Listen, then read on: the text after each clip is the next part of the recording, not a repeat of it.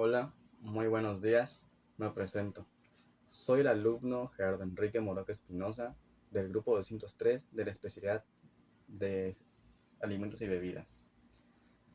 Hoy voy a presentar a, a los tres tipos de personas, que serían primera persona, tercera persona y persona literaria. Voy a presentar cuentos en los que se pueda apreciar cada uno de ellos. A continuación, voy a leer el primer cuento, que sería en primera persona, el Orla. Hoy ha pasado un día horrible. De nuevo he tenido esa sensación de estar rodeado por algo invisible, algo que no puedo ver, pero que siento muy cerca de mí. Durante todo el día he tratado de hacer mis actividades como siempre, pero algo no está bien. Cada ruido en la casa, cada sombra en la pared me hacía saltar. El viento, que siempre había sido un compañero fiel en mis días tranquilos, se había convertido en un enemigo. Los árboles crujían, las ventanas agitaban como si el aire mismo quisiera entrar.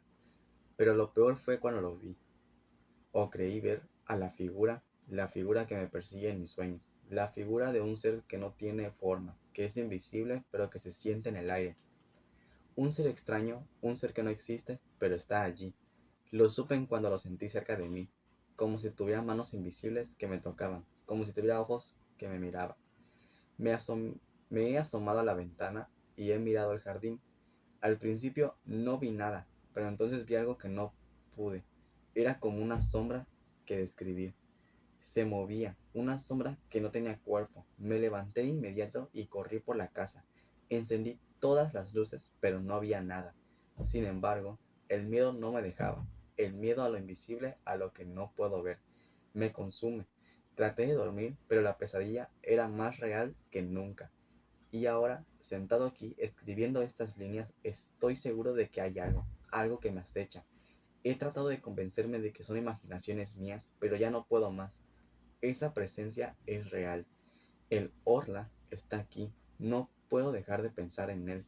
Y lo peor de todo es que siento que ya no puedo huir. No hay escape de lo que está sucediendo porque está dentro de mí. Ya no sé si soy dueño de mi mente o si algo más la posee. Cada vez más me siento como un prisionero de mi propia vida, prisionero de un ser invisible que me controla. Hoy, al caminar por el jardín, sentí la misma presión en mi pecho, la misma presión que me invade en los momentos más extraños. Cada vez me siento más perdido, más atrapado en este ciclo de paranoia, y no puedo entender si lo que me sucede es real o simplemente una locura que me está consumiendo. El Orla no tiene cuerpo, no tiene forma, pero siento que está aquí, esperando a que ceda. Tal vez ya sea demasiado tarde, tal vez nunca logré escapar de él.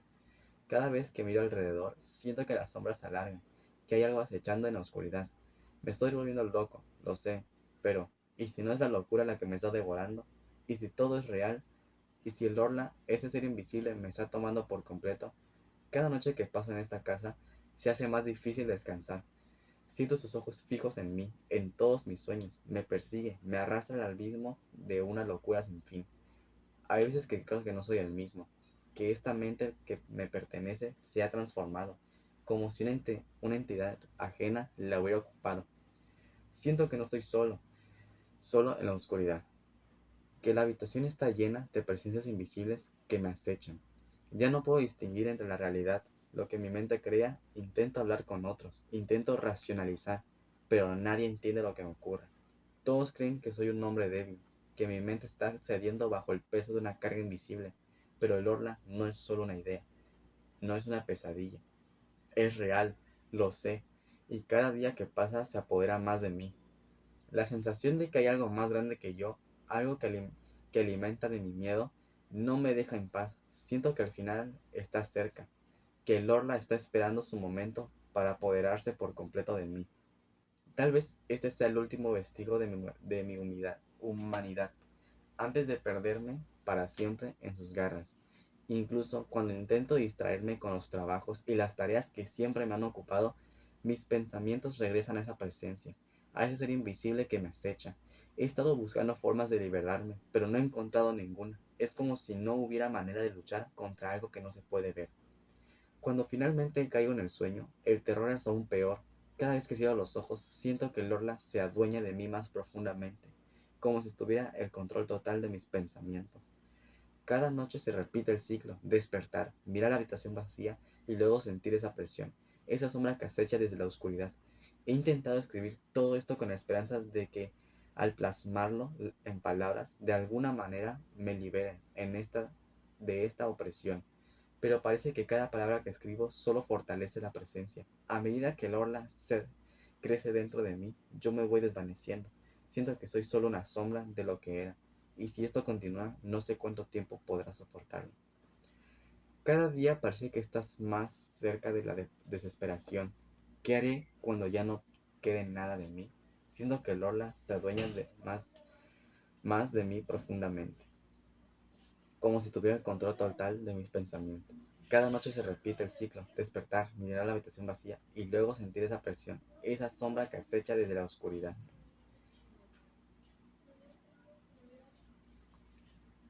A continuación, el segundo cuento sería en tercera persona: la casa tomada. La casa siempre había sido el centro de la vida familiar.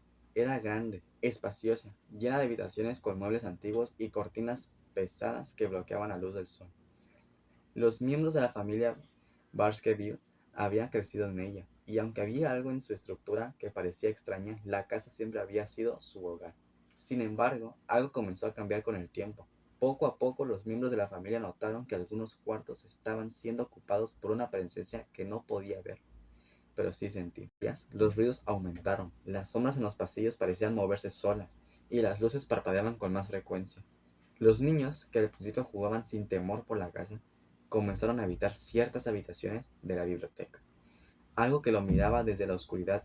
Sus padres intentaron tranquilizarlo, pero pronto otros comenzaron a notar lo mismo. Una presencia, una sensación de algo invisible acechaba en las sombras de la casa. Nadie podía identificarla, pero todos la sentían. Se llamaba la casa tomada.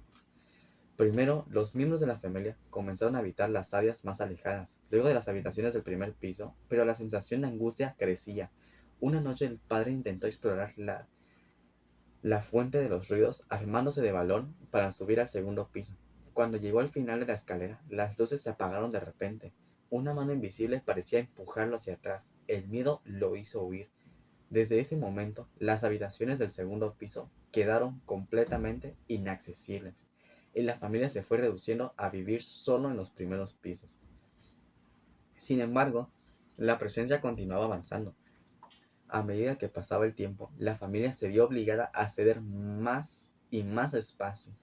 Los gritos que oían por la noche solo aumentaron la ansiedad, y finalmente la familia entera tuvo que abandonar la casa, dejando atrás todos sus recuerdos. La casa que alguna vez estuvo llena de vida ahora estaba vacía. El temor había conquistado todo. Sin embargo, hubo algo que los habitantes de la casa nunca pudieron explicar. Antes de marcharse por completo, en sus últimos días, la familia notó algo extraño en las paredes, algo que no podía reconocer. Parecían formas, figuras, sombras que se deslizaban lentamente. Incluso uno de los niños juró haber visto una cara en las paredes, una cara que lo miraba fijamente. Nadie entendió realmente lo que sucedía, pero todos coincidieron en que la casa estaba viva. De alguna manera, una forma de vida extraña, oscura. La casa quedó vacía, pero nadie se atrevió a acercarse a ella. Los pocos que intentaron entrar después de que la familia se fuera sintieron una presencia tan densa que decidieron abandonarla sin dar más explicaciones. La casa tomada parecía consumir a todos los que se acercaban. Nadie quería ser el siguiente. Años más tarde, los informes comenzaron a hablar de extrañas desapariciones en los alrededores, y aunque nunca se vinculó directamente con la casa, algunos aseguraban haber escuchado extraños ruidos provenientes de ella durante las noches. La gente del pueblo empezó a contar historias de figuras extrañas que se veían en las ventanas, sombras que se deslizaban por las paredes, pero nadie se atrevió a entrar en la casa. Algunos decían que había un eco de los antiguos moradores, como si sus almas nunca hubieran abandonado el lugar. La casa tomada seguía allí, esperando. A continuación voy a seguir con la tercera lectura. Esta sería ya en persona limitada. El perro de los Baskerville. Había algo peculiar en el aire de Baskerville Hall. Mientras caminábamos por los pasillos de la mansión, Holmes y yo comenzamos a sentir una extraña sensación de incomodidad. La mansión, imponente y antigua, parecía estar viva, con una presencia palpable que se respiraba en cada rincón. La familia Baskerville había sido marcada por una leyenda oscura, y esa misma leyenda había perseguido a Sir Charles Baskerville hasta su muerte.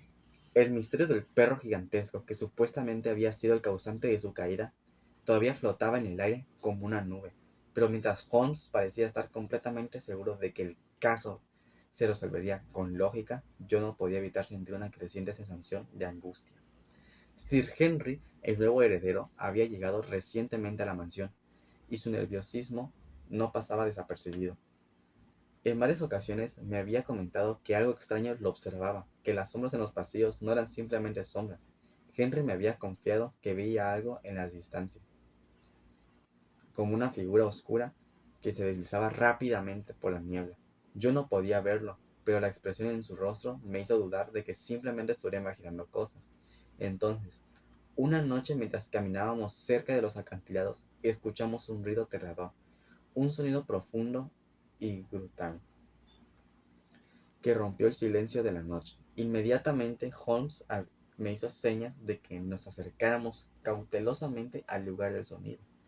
La niebla estaba espesa y no pudimos ver más allá de unos pocos metros, pero el sonido persistía. Algo estaba acechando en la oscuridad. Cuando llegamos a una pequeña colina, vi una figura a lo lejos, una sombra que se movía rápidamente entre los árboles. Holmes, con su aguda observación, parecía saber más de lo que yo entendía. Decidimos seguir a la figura, pero cuando llegamos al lugar donde se había visto por última vez, no había nada, solo el sonido del viento y el rugido lejano de lo que parecía un animal. Pero en el aire persistía una sensación de amenaza.